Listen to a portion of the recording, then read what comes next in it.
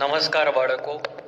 સંકીર્ણ સંયોજનોમાં સંકરણ અને ચુંબકીય ગુણ આંતરકક્ષક સંકીર્ણ કે બાહ્ય કક્ષક સંકીર્ણ ચેક કરવાનું આજે આપણે શીખીશું.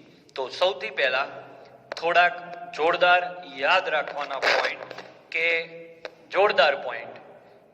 સવર્ગાંક જોતા રહેજો. સવર્ગાંક 6 હોય, લિગેન્ડ પ્રબળ હોય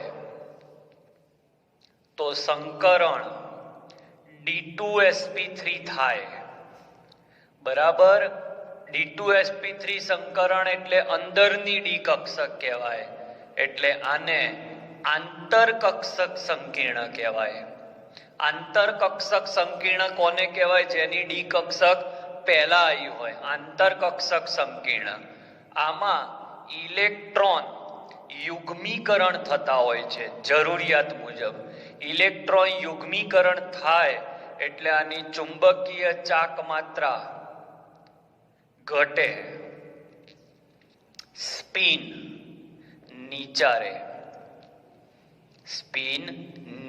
રહે, સ્થાયીતા વધારે હોય, આકાર અષ્ટફલકીય હોય. આટલા બધા MCQ સોલ્વ થાય. ખાલી તમને પ્રબળ લિગેન્ડ અને નિર્બળ લિગેન્ડ આવડે તો. એમાં પ્રબળ લિગેન્ડમાં કોને લઈશું? તો CO, CN-, NH3, EN આ બધા પ્રબળમાં ગણાશે. અને સવર્ગાંક 6 માં જો નિર્બળ લિગેન્ડ હોય તો શું થાય? તો લિગેન્ડ જો નિર્બળ હોય તો સંકરણ ડી જે અંદરની કક્ષક છે એ ભાગ ના લઈ શકે, કારણ કે લિગેન્ડ નિર્બળ હોય તો એ ડી કક્ષક એટલે કે જે 3D કક્ષક છે એના ઇલેક્ટ્રોનને કોઈ અસર ના કરી શકે, એટલે એમાં સંકરણ sp3d2 થાય. બરાબર. આમાં ઇલેક્ટ્રોનનું યુગ્મીકરણ ન થાય. બરાબર. એટલે ઇલેક્ટ્રોન અયુગ્મિત રહે, એટલે ચુંબકીય ચાક માત્રા જેટલા વધારે અયુગ્મિત ઇલેક્ટ્રોન હોય એટલી ચુંબકીય ચાક માત્રા વધે. અને માપવાનું સૂત્ર છે μ બરાબર n×n+2 બોર મેગ્નેટોન. ઓકે. આના અયુગ્મિત ઇલેક્ટ્રોન હોવાથી આના સ્પિન ઊંચા હોય છે.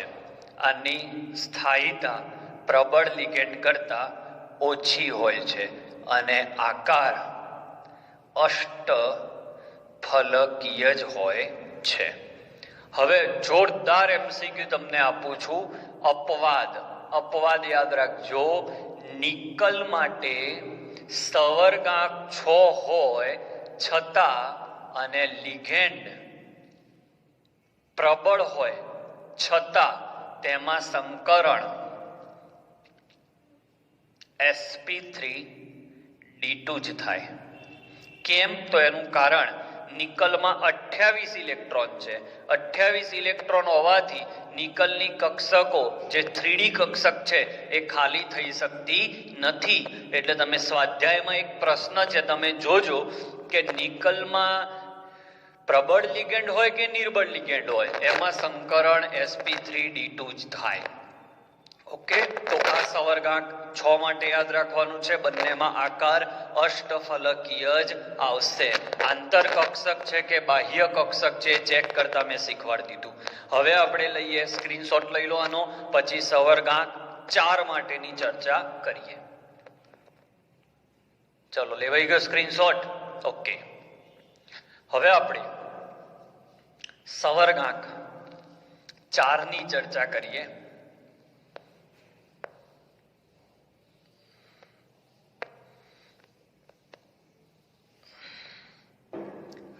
તો સવર્ગાંક 4 માટે પણ એ જ રીતે આવશે.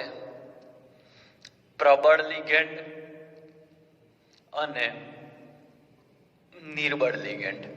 પ્રબળ લિગેન્ડ હોય તો DsP2 સંકરણ થાય, નિર્બળ લિગેન્ડ હોય તો sp3 સંકરણ થાય. અહીંયા આકાર સમતલીય સમચોરસ મળે. ઓકે, અને અહીંયા સમચતુષ્ફલકીય મળે. ઓકે, પ્રબળ લિગેન્ડ મેં કયા એ નિર્બળ લિગેન્ડ ClBr I પાણી OH માઇનસ આ બધા નિર્બળમાં ગણાશે. તો આ પણ સ્ક્રીનશોટ લઈ લો. હવે MCQ કેવી રીતે સોલ્વ કરવાના એ શીખવાડું. ડાયરેક્ટ કશું જોવાનું નહીં, એમને ડાયરેક્ટ આવડી જાય. પણ બહુ જ સહેલો ટોપિક છે, જોઈ લેજો. સ્ક્રીનશોટ લઈ લીધો? ઓકે, ચલો હવે જોઈએ પોઈન્ટ. આવું પૂછે Fe H2O6 3+. તો સૌથી પહેલા જોવાનો સવર્ગાંક 6. બીજા નંબરે લિગેન્ડ તો પાણી છે એટલે નિર્બળ. સંકરણ કયું થશે? sp3d2 કારણ કે નિર્બળ છે. પ્રકાર કયો સંકીર્ણનો? તો 12ની ડી કક્ષક છે એટલે આને બાહ્ય કક્ષક સંકીર્ણ કહેવાય. Fe નો ઓક્સિડેશન કેટલો? તો Fe3+. એટલે 3D ની ઇલેક્ટ્રોન રચના શું થાય? તો Fe3+ એટલે 3 ઇલેક્ટ્રોન કાઢવાના. એટલે 4s માંથી 4s2 3d6 છે. Fe ની ઇલેક્ટ્રોન રચના GNET લેક્ચરમાં ઇલેક્ટ્રોન રચના કોઈ સાહેબ નહીં શીખવાડે. અમુક શોધીને બેસે છે કે સાહેબ Fe ની ઇલેક્ટ્રોન રચના કોને? અરે ડૂબી મર બેટા. Fe નો નંબર 26 છે. આર્ગોન કમ્પ્લીટ 4s2 3d6 એમાં +3 છે એટલે 3 ઇલેક્ટ્રોન દૂર કરવાના. તો હંમેશા યાદ રાખો જ્યારે ઇલેક્ટ્રોન દૂર કરવાના હોય ત્યારે 4s માંથી પહેલા થાય. એટલે 4s2 હતા એ 0 થયા તોય એક ઇલેક્ટ્રોન કાઢવાનો એટલે અહીંયા 3d5 થાય. ફેર ગોઠવણી થાય, યુગ્મીકરણ થાય ભાઈ. તો લિગેન્ડ નિર્બળ છે, લિગેન્ડ નિર્બળ છે એટલે યુગ્મીકરણ ના થાય. ઓકે, તો આ બધા MCQ છે. હવે 3d5 માં ચુંબકીય ચાક માત્રા કેટલી? તો 3d કક્ષક દોરો. 5 ખાના હોય, 1 2 3 4 અને 5. તો મ્યુ બરાબર અંડરરૂટમાં n × n+2 એટલે અંડરરૂટમાં 5 × 5 + 2 એટલે જવાબ આવશે 5.92 બોર મેગ્નેટોન. સ્પિન કદાચ પૂછે તો 2.5 થાય. એકની 0.5 આની 0.5 એ રીતે થાય. હવે આ જ પ્રશ્ન આખો એનો એ અહીંયા FeCN6 3- કરી દો તો આ સવર્ગાંક 6. હવે લિગેન્ડ સાયનાઇડ છે એટલે આ પ્રબળ થઈ ગયો. આ sp3d2 છે એ d2sp3 થઈ જાય. હવે અંદરની ડી કક્ષક ભાગ લે છે એટલે આ આંતર કક્ષક સંકીર્ણ કહેવાય. Fe3+ માં 3d5 ઇલેક્ટ્રોન રચના જ હોય પણ આમાં ફેર ગોઠવણી થાય. કેમ? કારણ કે લિગેન્ડ પ્રબળ છે. ફેર ગોઠવણી થાય એટલે 1 2 3 4 અને 5 ઇલેક્ટ્રોન હતા એ 5 આ રીતે ફેર ગોઠવણી પામે. 1 2 3 4 5 અને આ કક્ષકો જે ખાલી કરી એમાં સંકરણ થાય d2sp3 આ રીતે. ઓકે, તો આની ચુંબકીય ચાક માત્રા ગણશો તો અંડરરૂટમાં n × n+2 તો જવાબ આવશે 1.73 બોર મેગ્નેટોન. તો જો સેમ સંયોજન છે પણ લિગેન્ડ નિર્બળ છે તો ચાક માત્રા ઊંચી આવી, લિગેન્ડ પ્રબળ છે તો ચાક માત્રા નીચી આવી. બધા જ MCQ અહીંયા આવી ગયા. આ 2 MCQ કરો એટલે બધું સોલ્વ થઈ જાય. હવે એક જોરદાર પ્રશ્ન ચલાવું સવર્ગાંક 4 માટે. સ્ક્રીનશોટ લઈ લેજો.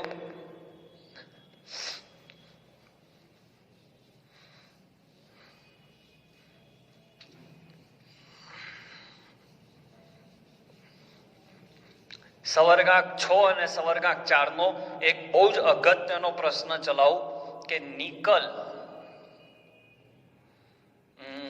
NH3 6 2+ માં કયું સંકરણ થાય? તો સવર્ગાંક જોવા જેવો પ્રશ્ન છે. 6 છે, લિગેન્ડ પ્રબળ છે. તો લિગેન્ડ પ્રબળ હોય તો હમણાં મેં શીખવાડ્યું એ મુજબ D2sp3 સંકરણ થવું જોઈએ, પણ મેં કહ્યું હતું કે નિકલ 2+ ની ઇલેક્ટ્રોન રચના તમે જોશો તો 3D8 આવશે, કારણ નિકલની ઇલેક્ટ્રોન રચના છે આર્ગોન કમ્પ્લીટ 4s2 3D8, પણ +2 કરો એટલે 4s ના 2 ઇલેક્ટ્રોન જતા રહ્યા તો એ 3D8 રહેશે. હવે 3D8 તમે દોરો, જોજો જોરદાર પ્રશ્ન છે. 3D8 તમે દોરો તો એના 5 ખાના આ રીતે, 8 ઇલેક્ટ્રોન, 1 2 3 4 5 6 7 અને 8. હવે મિત્રો લિગેન્ડ પ્રબળ છે, તો જો હું D2sp3 સંકરણનો વિચાર કરીએ, ઓકે, તો D2sp3 સંકરણના વિચાર માટે 2 3D કક્ષક ખાલી જોઈએ.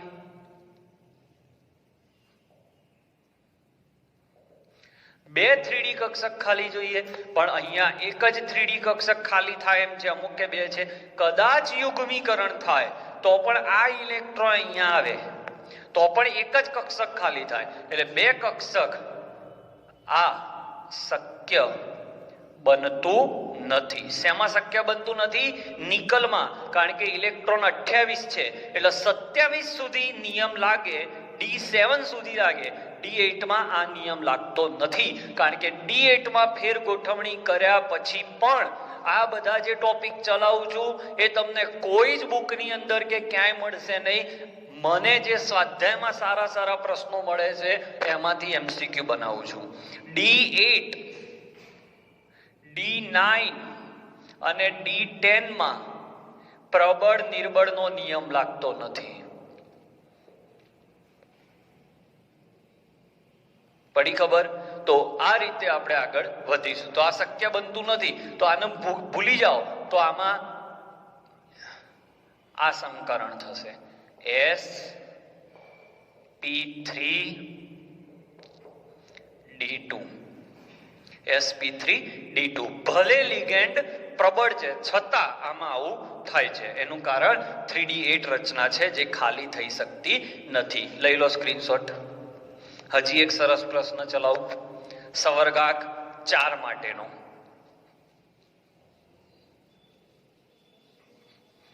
આ મોસ્ટ આઈએમપી પ્રશ્ન જેમાં છોકરા કન્ફ્યુઝ થઈ જાય છે. NiCO4 માં સંકરણ સમજાવો. તો અહીંયા સવર્ગાંક 4 છે. લિગેન્ડ કાર્બોનિલ જે છે એ પ્રબળમાં ગણાય છે, તો પ્રબળ લિગેન્ડ હોય તો DsP2 સંકરણ થાય. હવે કેવી રીતે થાય તો ચેક કરવું પડે. તો આમાં નિકલનો ઓક્સિડેશનાંક 0 થશે, કારણ કે ઉપર પણ કંઈ નથી અને કાર્બોનિલનો ઓક્સિડેશનાંક 0 છે. તો નિકલની ઇલેક્ટ્રોન રચના આવશે આર્ગોન કમ્પ્લીટ 4s2 3d8.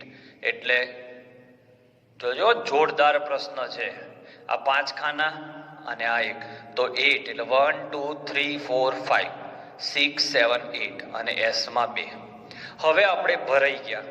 જો મારે D2sp3 સંકરણ કરવું હોય તો એક 3D, એક 4s અને 2 4p કક્ષકો ખાલી જોઈએ.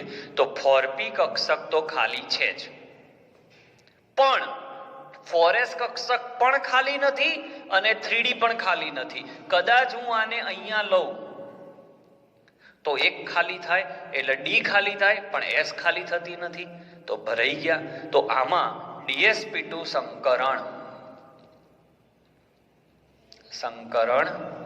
ના થાય. એટલે D8 વાળા જેટલા છે એ બધામાં આવો ડખો થાય છે, D8 વાળા. હવે તો પછી કયું સંકરણ વિચારવું પડે? sp3 વિચારવું પડે. હવે sp3 વિચારો તો S કક્ષક ખાલી જોઈએ, તો S કક્ષક પણ ભરેલી છે. તો હવે શું કરું? તો આ S કક્ષકના ઇલેક્ટ્રોન એક અહીંયા નાખી દઉં અને એક અહીંયા નાખી દઉં, તો આવું થશે. હવે S કક્ષક ખાલી થઈ તો sp3 સંકરણ થાય અને આકાર આનો સમચતુષ્ફલકીય થાય. એટલે તમે આ જોઈ કે લિગેન્ડ પ્રબળ છે, સવર્ગાંક 4 છે, તો સાહેબે કહ્યું હતું DsP2 સંકરણ થાય. પણ નિકલ વાળામાં ધ્યાન રાખવાનો, તો આમાં આવો પણ પ્રશ્ન પૂછાય કે NiCO4 માં ડી કક્ષકમાં કેટલા ઇલેક્ટ્રોન હોય, તો 10. તમે 8 લખીને ના આવતા. કેમ 10 થયા? કારણ કે 8 માં આના 2 ઇલેક્ટ્રોન ખાલી થયા, એટલે 8 ને 2 10 થયા. તો આ સાથે VBT ના જેટલા MCQ છે સોલ્વ કરવાની ડાયરેક્ટ ટ્રીક તમને આપી દીધી. લિગેન્ડ જોવાનો, સવર્ગાંક જોવાનો, ખબર પડી જશે. નિકલ આવે તો બહુ ધ્યાન રાખવાનું. તો આ સાથે આજનો લેક્ચર અહીંયા આપણે પૂરો કરીએ છીએ.